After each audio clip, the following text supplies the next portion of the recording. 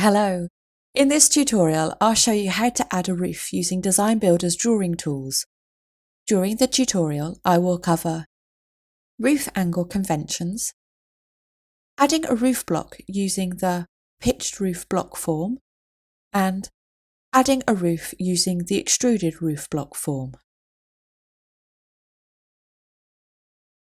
If a separate roof block is not added to your model, a flat roof construction, you can access the full tutorial from DesignBuilder's website here.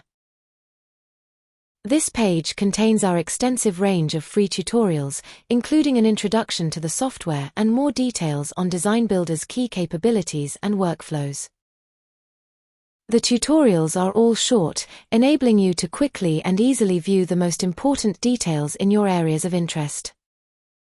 They provide an excellent guide for anyone wanting to evaluate DesignBuilder. A direct link to this specific tutorial is included in the video description.